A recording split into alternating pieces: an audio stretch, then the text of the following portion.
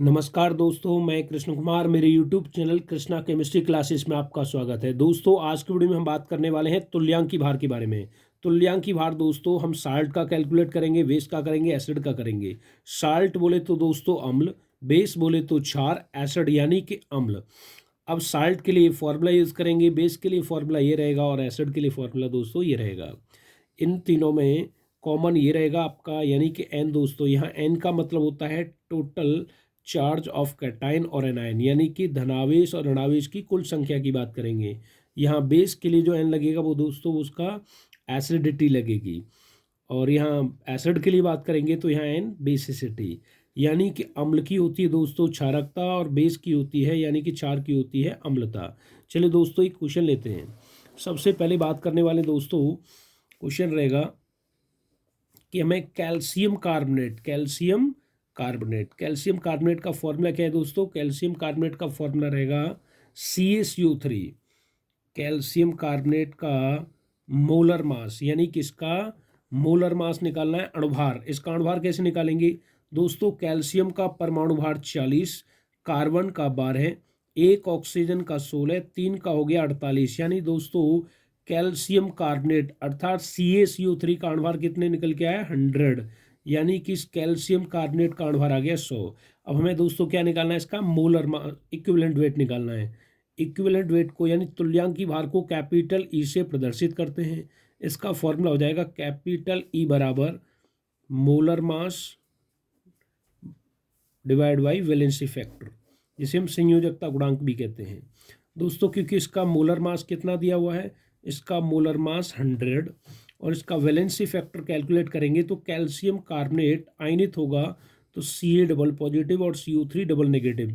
या तो दोस्तों पॉजिटिव चार्ज देखेंगे या फिर नेगेटिव चार्ज, क्योंकि अभी लिखा था ना टोटल चार्ज ऑफ कैटाइन और एनायन। तो यहाँ टोटल चार्ज हम कैटाइन की बात कर लेते हैं, तो टोटल चार्ज कितना है दोस्तों 2, डिवाइड करेंगे तो कितना आएगा 50, यानी कि दोस्तों इसका इक्विवेलेंट वेट जो आएगा वो कितना आएगा 50, यानी कि 50। तो कैल्शियम कार्बोनेट का अणुभार 100, कैल्शियम कार्बोनेट का तुल्यांकी भार 50। अगला क्वेश्चन दोस्तों, अब हम बात करने वाले हैं दोस्तों सल्फ्यूरिक एसिड के बारे में। क्वेश्चन नंबर 2, सल्फ्यूरिक एसिड का फॉर्मूला क्या है दोस्तों। सल्फ्यूरिक एसिड का फॉर्मूला रहेगा H2SO4। इसमें एक हाइड्रोजन का परमाणु भार 1, 2 का हो गया 2, सल्फर का होता है दोस्तों 32, एक ऑक्सीजन का 16, 4 ऑक्सीजन 4 का हो गया 64। टोटल चेक करेंगे दोस्तों तो ये 98 आएगा। तो 98 सल्फ्यूरिक एसिड का क्या आ गया दोस्तों, मॉलिक्यूलर वेट आ गया। अब हमें इसका इक्विवेलेंट वेट निकालना है, तो इसका इक्विवेलेंट वेट बराबर हो जाएगा इसका मोलर मास कितना है, यानी कि अणुभार, यानी कि जो इसका अणुभार है उस इसी के अणुभार में इसकी वैलेंसी फैक्टर से भाग देते हैं। तो सल्फ्यूरिक एसिड में आप चेक कर सकते हैं SO4 पे डबल नेगेटिव चार्ज होता है, या फिर एक H पे एक पॉजिटिव, 2 H पे 2 पॉजिटिव चार्ज होते हैं। और बात अगर इसकी क्योंकि एसिड है, इसकी बेसिसिटी की बात करेंगे तो कितनी आएगी 2 आएगी, क्योंकि ये 2 H पॉजिटिव देगा, इसलिए इसको डिवाइड करेंगे दोस्तों ये हो जाएगा 49, यानी कि इसका इक्विवेलेंट वेट आ जाएगा 49। कितना दोस्तों 49। तो इसका मोलर मास 98 हो गया, इसका इक्विवेलेंट वेट कितना हो गया 49 हो गया। तो ये सल्फ्यूरिक एसिड का अणुभार है और ये सल्फ्यूरिक एसिड का तुल्यांकी भार है दोस्तों। चलिए दोस्तों अगला क्वेश्चन देख लेते हैं। क्वेश्चन NaOH का मोलर मास व इक्विवेलेंट वेट कैलकुलेट करना है।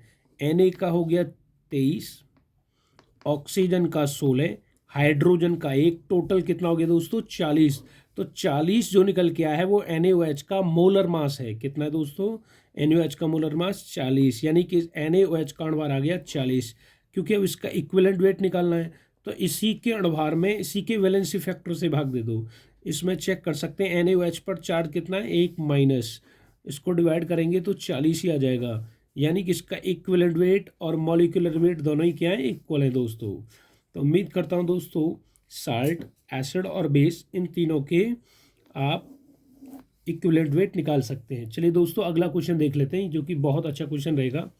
एक तो आपका फॉर्मूला रहेगा दोस्तों H3PO4, एक आपका H3PO3, एक आपका H3PO2।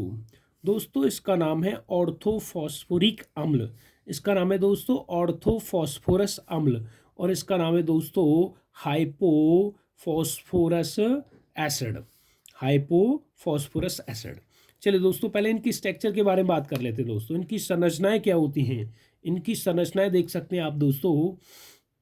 इसकी संरचना होगी पी के ऊपर डबल बॉन्ड, और इधर दोस्तों आपका OH, इधर भी OH रहेगा, इधर भी OH रहेगा।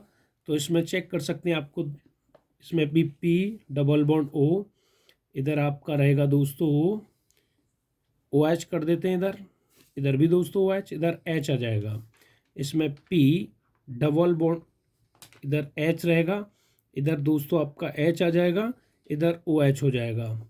ये तीनों की अलग अलग संरचनाएं हो गई दोस्तों। अब इनके मॉलिक्यूलर वेट और इक्विवेलेंट वेट के बारे में बात करेंगे। तो सबसे पहले दोस्तों आपको करना क्या है, जब भी हम इक्विवेलेंट वेट की बात करेंगे तो पहले हम इसका मॉलिक्यूलर वेट निकालेंगे। अब जो भी इसका मॉलिक्यूलर वेट, माना कि X आया, इसका जो भी मॉलिक्यूलर वेट आएगा H3PO4 का, वो मॉलिक्यूलर वेट लिखेंगे। इसको डिवाइड करेंगे तो यहाँ दोस्तों एक चीज़ का ध्यान रखना है, क्योंकि ये एक एसिड है, इसकी एसिड की जो वेसिसिटी होगी, क्योंकि यहाँ 3 H पॉजिटिव देगा ये H3PO4, कितने H पॉजिटिव देगा दोस्तों? 3। तो यहाँ जो N की वैल्यू लगाएंगे वो दोस्तों क्या होगी? 3 होगी, जिससे कि आप इसे कैलकुलेट करके इसका इक्विवेलेंट वेट भी निकाल सकते हैं।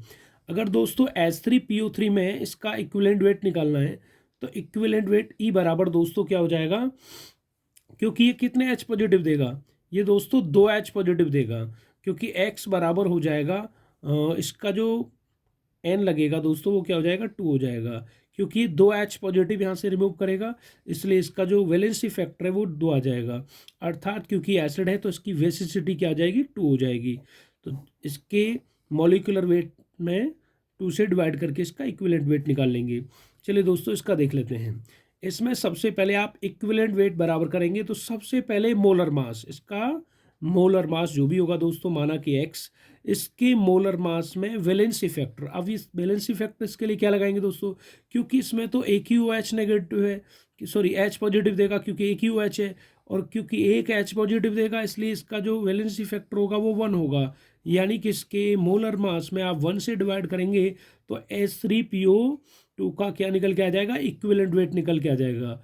उम्मीद करता हूँ दोस्तों आपको इक्विवेलेंट वेट